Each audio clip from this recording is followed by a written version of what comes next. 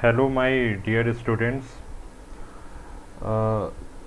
तो गाइस, आज का जो लेक्चर है वो किसके ऊपर बेस्ड है? वो rotor construction of an induction motor के ऊपर बेस्ड होगा आज का लेक्चर। ठीक है। स्टेटर, जब हम किसी भी इंडक्शन मोटर के कंस्ट्रक्शंस की यदि हम बात करते हैं तो उसमें से दो सबसे बड़ा इम्पॉर्टेंट पार्ट जो होता है इंडक्शन मोटर का, वो होता है स्टेटर पार्ट और दूसरा होता है रोटर पार्ट। तो स्टेटर पार्ट का जो कंस्ट्रक्शन के बारे में जो स्टडी है वो ऑलरेडी हमने इसके पहले वाले वीडियो में कवर कर चुके हैं, मगर आज का जो वीडियो है, आज का जो लेक्चर है, इस पे हम बात करेंगे rotor constructions of an induction motor की। देखिए, इंडक्शन मोटर में on the basis of rotor there are two types of induction motor. First one जो इंडक्शन मोटर होता है उसको हम कहते हैं स्क्वायरल केज इंडक्शन मोटर। ये first type of on the basis of the construction of rotor, this is the ये पहला टाइप का इंडक्शन मोटर होता है, squirrel cage induction motor. And second type of induction motor को हम कहते हैं wound rotor induction motor. Short form में हम SCIM कहते हैं स्क्वायरल केज इंडक्शन मोटर को, और वाउंड रोटर इंडक्शन मोटर को हम WRIM कहते हैं। ठीक है। तो आज हम बात करेंगे स्क्वायरल केज इंडक्शन मोटर के बारे में, उसके कंस्ट्रक्शंस के बारे में, और स्क्वायरल केज इंडक्शन मोटर को हम कोशिश करेंगे कि पॉइंट वाइज इसको हम डिटेल में एक बार में समझ के ख़त्म कर दें। ठीक है, पॉइंट वाइज हम इसको समझने की कोशिश करेंगे। तो आपके सामने स्क्वायरल केज इंडक्शन मोटर का एक प्यारा सा डायग्राम दिख रहा होगा। ठीक है, थोड़ा 3D फॉर्म में आपको दिख रहा होगा स्क्वायरल केज इंडक्शन मोटर का डायग्राम। देखो, ये पूरे इंडक्शन मोटर का डायग्राम नहीं है, ये एक्चुअली इंडक्शन मोटर का जो रोटर का पार्ट होता है उसका डायग्राम है, और ये रोटर, इस टाइप का रोटर कहलाता है स्क्वायरल केज इंडक्शन मोटर। अब इसके कंस्ट्रक्शंस में आते हैं हम। ठीक है, इसके कंस्ट्रक्शन में सबसे पहले देखिए कि ये जो रोटर से जो ये रॉड निकली है, ये जो रोटर से ये जो रॉड निकली है, इसको हम कहते हैं शाफ्ट। इसको हम क्या कहते हैं? शाफ्ट। ठीक है, जिसमें मैकेनिकल, ठीक है, जिसमें मैकेनिकल पावर हमें मिलता है, जिससे हम कोई भी लोड को हम क्या करते हैं, कोई भी लोड को हम काम में ला सकते हैं। किसकी मदद से? शाफ्ट की मदद से। शाफ्ट से हमें मैकेनिकल पावर मिलता है। मैकेनिकल पावर का मतलब होता है किसी एक पर्टिकुलर लोड से कोई भी चीज़ को हम यूटिलाइज करने जा रहे हैं मैकेनिकली टर्म में, तो वो काम जो रहेगा वो काम हमारा शाफ्ट ऑफ द रोटर करेगा। ठीक। अब देखिए, इस construction of squirrel cage rotor में ये जो दिख रहे हैं यहाँ पे जो गैप टाइप का बना हुआ है, ये आपको अच्छे से पता होगा कि ये जो गैप टाइप का बना हुआ है ये कहलाता है स्लॉट्स। ये क्या कहलाता है? स्लॉट्स। ठीक है, और इन स्लॉट्स में हम क्या प्लेस्ड करते हैं? इन स्लॉट्स में हम प्लेस्ड करते हैं कंडक्टर, है ना, कंडक्टर हम प्लेस्ड करते हैं। और ये किस टाइप का? ये एक डिस्क फॉर्म में दिख रहा होगा, डिस्क फॉर्म में आपको स्लॉट दिख रहा होगा। और इसका जो लैमिनेशन होता है वो किसके द्वारा होता है? वो होता है आयरन कोर के द्वारा लैमिनेशन होता है ना। आयरन क्या है? एक फेरोमैग्नेटिक मटेरियल्स है जो कि स्ट्रांगली मैग्नेटाइज्ड होता है। फेरोमैग्नेटिक मटेरियल्स की कैरेक्टरिस्टिक्स क्या है? क्योंकि ये कैरेक्टरिस्टिक यही है कि वो मैग्नेटाइज जो होता है वो बहुत ही स्ट्रांगली मैग्नेटाइज होता है as compare to the other magnetic materials like paramagnetic materials and diamagnetic materials. Right, इतनी बात क्लियर है। तो ये सब जो डिस्क टाइप का जो दिख रहा है, उन सारे डिस्क को हम क्या करते हैं, नट बोल्ट से कस देते हैं। उन डिस्क को हम क्या करते हैं, नट बोल्ट से कस देते हैं। अब इसके ऊपर देखिए, ये जो मतलब एक रॉड टाइप का दिख रहा होगा, रॉड टाइप का, वो भी थोड़ा सा हल्का सा डायगोनल शेप में दिख रहा होगा रॉड टाइप का। वो जो डायगोनल शेप का जो दिख रहा है उसको हम स्क्यूड कहते हैं, ठीक है। ये जाने को तो स्ट्रेट भी जा सकता था, मगर ये स्क्यूड फॉर्म में गया है, मतलब थोड़ा सा बिल्कुल टिल्ट गया है, स्ट्रेट ना जाके थोड़ा सा टिल्ट गया है। ये जो कॉपर और एल्यूमिनियम बार जो है, या फिर जिसको हम कहते हैं रॉड, यहाँ पे ऑलरेडी मेंशन्ड है, ये क्या कर रहा है, कंडक्टर से कंडक्टर जा रहा है, मगर वो टिल्ट जा रहा है। ये टिल्ट जाने का सबसे बड़ा मेन रीज़न यही है कि इससे स्क्विड करना, मतलब हम हार्मोनिक्स जो भी फॉर्म हो रहा है रोटर में, उसको हम एलिमिनेट कर सकें। इसलिए हम जो कॉपर और एल्यूमिनियम बार्स को टिल्ट फॉर्म में रखते हैं, ठीक है। और इसको जॉइंट वेल्ड कर देते हैं, और वेल्ड कर देते हैं, सारे जॉइंट्स को हम वेल्डेड कर देते हैं, ठीक। अब ये देखिए, यहाँ पे जो एंड में, रोटर के एंड टू एंड साइड क्या दिख रहा है आपको, रिंग दिख रहा है। रोटर के एंड टू एंड साइड क्या दिख रहा है आपको, रिंग दिख रहा है। वो जो रिंग होता है, वो होता है जो रिंग जो बना हुआ दिखता है, वो रिंग का जो मटेरियल कहलाता है, वो कॉपर का मटेरियल होता है।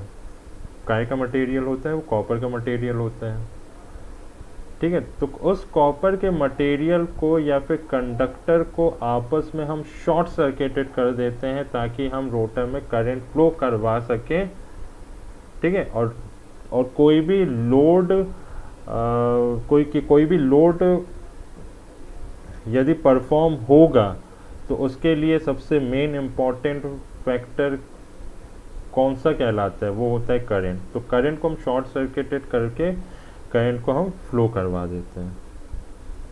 सो ये एक बेसिक कंस्ट्रक्शंस है स्क्वायरल केज रोटर का, ठीक। तो सबसे पहला पॉइंट देखते हैं about the squirrel cage induction motor. सबसे फर्स्ट थिंग इज दैट कि इसमें जो मटेरियल जो यूज़ होता है, वो मटेरियल हम यूज़ करते हैं सिलिकॉन स्टील का।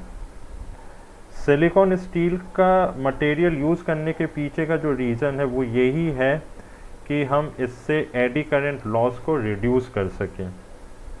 इससे हम क्या कर सकें, एडी करंट लॉस को रिड्यूस कर सकें।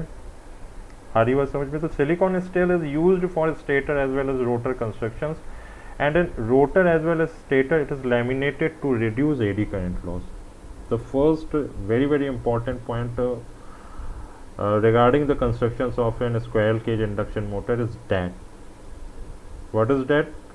The silicon steel kind of material is used for stator as well as rotor. With the help of this we can easily reduce eddy current losses. The next important point is that generally in any kind of induction motor, whatever the frequency we have in a stator and also in rotor frequency, generally क्या होता है, stator में जो frequency होती है वो higher होती है। स्टेटर की फ्रीक्वेंसी जो कहलाती है, जो स्टेटर में जो फ्रीक्वेंसी मिलेगी वो हायर कहलाएगी रोटर की फ्रीक्वेंसी से, कोई भी इंडक्शन मोटर में, ठीक है। तो हम क्या करते हैं, एडी करंट लॉस को रिड्यूस करने के लिए हम क्या करते हैं, लैमिनेशन जो होता है वो स्टेटर का थिनर करते हैं, और रोटर का जो लैमिनेशन होता है वो थिकर करते हैं। भाई आपने जनरली हम ट्रांसफार्मर जब स्टडी करते हैं, वहाँ पे हम एडी करंट लॉस का जो एक्सप्रेशन होता है उसको हम डिराइव करते हैं। तो एडी करंट लॉस का जो एक्सप्रेशन होता है वो होता है pi square f square b m square t square 6p, ठीक है। कांस्टेंट होता है ये कांस्टेंट है ना, फिक्स्ड होता है, कांस्टेंट होता है। यहाँ पे आपका f is the frequency and T is called the thickness of the material. So suppose Ft is constant, यदि इस बेसिस पे यदि बात करें कि stator frequency is greater than rotor frequency, it means that the thickness of the stator is less than the thickness of the rotor. यानी कि जो लैमिनेशंस जो होगा वो स्टेटर का थिनर होगा और रोटर का थिकर होगा, ताकि हम एडी करंट लॉस को रिड्यूस कर सकें। Now we will move on the next point. The rotor windings consists of uninsulated conductors in the form of copper and aluminum bars embedded in the slots of the rotor. ये हमने already discussed किया है। Constructions जो diagram जो बना हुआ है उसमें आपको दिख रहा होगा कि जो बार है एल्यूमिनियम और कॉपर के बार, वो स्लॉट के थ्रू एम्बेडेड हुआ है, स्लॉट के थ्रू उसको कनेक्ट कर दिया गया है। Next is the ends of the conductor. जो एंड जो होता है कंडक्टर का, उसको हम आपस में शॉर्ट सर्किटेड कर देते हैं एंड रिंग्स से हम शॉर्ट सर्किट कर देते हैं of the same material. Third is end rings also provide good mechanical support, ठीक है, good mechanical support to the rotor conductor which during rotor experience centrifugal force. तो एंड रिंग्स का एक और सबसे बढ़िया काम है कि ये मैकेनिकल सपोर्ट अच्छा खासा देता है। मैकेनिकल सपोर्ट इतना बढ़िया देता है कि जो कंडक्टर है रोटर को, उसको बाहर भगने नहीं देता है, उसको बिल्कुल मैकेनिकली होल्ड करके रखता है और सेंट्रीफ्यूगल फोर्स से वो अपने उसमें रोटेट होता रहता है। कुल मिला के रोटर कंडक्टर को एकदम से जकड़े रहता है, ठीक है, जब रोटेशन होता है। तो एंड रिंग्स एक बहुत ही अच्छा मैकेनिकल सपोर्ट प्रोवाइड करता है ताकि रोटर कंडक्टर को सपोर्ट मिल सके, ठीक है, जैसे कि वो रोटर कंडक्टर बिल्कुल रोटर के बाहर ना चला जाए। इस वजह से जब हम सेंट्रीफ्यूगल फोर्स एक्सपीरियंस करते हैं तब, ठीक। Next in squirrel cage rotor there is no definite number of poles but poles are induced in the same number as there are poles on the stator। तो ये एक सबसे मोस्ट इम्पॉर्टेंट प्रेफरेबल कंडीशन कहलाता है induction motor का कि जितने number of poles आपके स्टेटर में होते हैं, रोटर में भी उतने ही नंबर ऑफ पोल्स आपके इंड्यूस होंगे, तभी आपका इंडक्शन मोटर काम में आएगा, अदरवाइज आपका इंडक्शन मोटर किसी काम का नहीं है। तो इसको बहुत ध्यान से आप अपने दिमाग में बैठा लीजिए कि स्क्वायरल केज इंडक्शन मोटर या फिर किसी भी टाइप ऑफ इंडक्शन मोटर में जितने नंबर ऑफ पोल्स आपके स्टेटर में मौजूद है, उतने नंबर ऑफ पोल्स आपके रोटर में भी इंड्यूस्ड होगा। ये बहुत ही इम्पॉर्टेंट कंडीशंस होती है किसी भी इंडक्शन मोटर के। बिना इस कंडीशंस के आपका induction motor is not able to rotate, right? Next is there is no definite number of phases। Phase करके कुछ नहीं होता है भाई, रोटर में फेज करके, खासकर स्क्वायरल केज इंडक्शन मोटर में रोटर में फेज करके कुछ नहीं होता है। और वहाँ पे तो भाई हमने क्या देखा, हमने ये देखा कि कॉपर और एल्यूमिनियम का बार कनेक्ट है, कोई किसी भी टाइप का फेज कनेक्ट नहीं है, तो फेज करके कुछ नहीं होता है।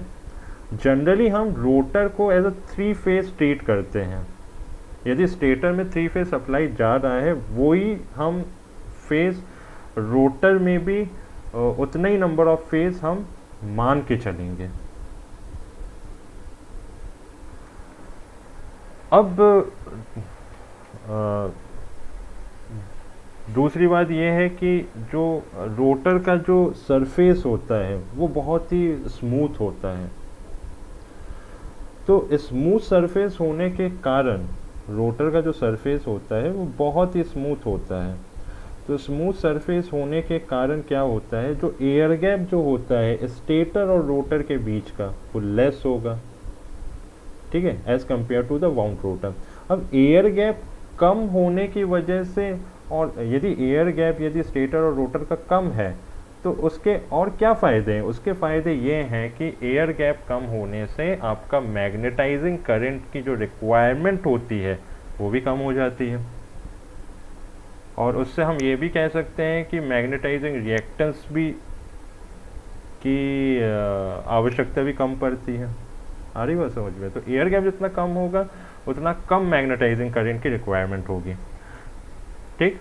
Now next important thing is that less magnetizing current होने से किसी भी इंडक्शन मोटर का जो नो लोड पावर फैक्टर होता है वो बहुत ही ज़्यादा बेटर होता है as compare to other induction motors like wound rotor induction motor. Now rotor का रेजिस्टेंस कम होता है, कम रेजिस्टेंस होने की वजह से इसका स्टार्टिंग टॉर्क जो होता है वो भी लेस होता है as compare to wound rotor. ठीक है, as compare to wound rotor. और ये आपका रोटर कंडक्टर्स है, हाँ सॉरी, ये द रोटर कंडक्ट्स, हाँ मैंने बताया था, क्या बताया था बिल्कुल स्टार्टिंग में, कि जो रोटर का जो कंडक्टर है उसको स्क्यूट कर देते। स्क्यूट करने का जो मेन पर्पस है वो यही है कि हम हार्मोनिक को एलिमिनेट कर सकें। ठीक है, तो इसका एडवांटेज भी है, डिसएडवांटेज भी है। डिसएडवांटेज ये है कि स्क्वायरल केज इंडक्शन मोटर का जो स्टार्टिंग कैरेक्टरिस्टिक्स होता है, क्योंकि इसका जो स्टार्टिंग टॉर्क होता है वो कम होता है, हाई नहीं होता है, तो इसका जो स्टार्टिंग कैरेक्टरिस्टिक होता है वो पुअर होता है, बट इसका जो रनिंग कैरेक्टरिस्टिक है वो एक्सीलेंट है। ठीक, अब देख लेते हैं, let's have a look at some drawbacks of squirrel cage induction motor. First important thing is that कि its starting torque is very very less. Starting torque कम होने से करंट भी हाई जाएगा, और less rotor power factor due to less resistance, क्योंकि rotor का resistance कम होता है। रोटर का रेजिस्टेंस कम होने से उसका जो रोटर का जो पावर फैक्टर होता है वो कम होता है। ठीक है, बट एयर गैप जो रहता है स्टेटर और रोटर के बीच का वो कम रहता है, उसकी वजह से मैग्नेटाइजिंग करंट की जो रिक्वायरमेंट है वो कम रहता है। इस वजह से जो नो लोड पावर फैक्टर होता है वो बेटर होता है, बट रोटर का खुद का रेजिस्टेंस लो होने की वजह से इसका पावर फैक्टर जो होता है वो लेस रहता है। ठीक है, सो दीज ये सारी की सारी जो चर्चाएं थी, ये चर्चाएं थी आपके constructions of the squirrel cage induction motor के ऊपर। तो सब कुछ मैंने पॉइंट वाइज बता दिया है, डायग्राम के थ्रू भी मैंने समझाने की कोशिश किया था कि क्या है, कहाँ पे क्या रहता है ना, मतलब इसका मेन कंस्ट्रक्शंस क्या होता है रोटर का। ठीक है, तो ये आपका rotor constructions of induction motor, खासकर स्क्वायरल केज इंडक्शन मोटर का कंस्ट्रक्शन पार्ट यहाँ पे ख़त्म हुआ। तो नेक्स्ट क्लास में हम किसके बारे में डिस्कस करेंगे? वाउंड रोटर इंडक्शन मोटर के बारे में, वाउंड रोटर इंडक्शन मोटर के कंस्ट्रक्शंस के बारे में डिस्कस करेंगे। ठीक, तो आज के लिए बस इतना ही। Thank you so much guys, and thank you for watching this video.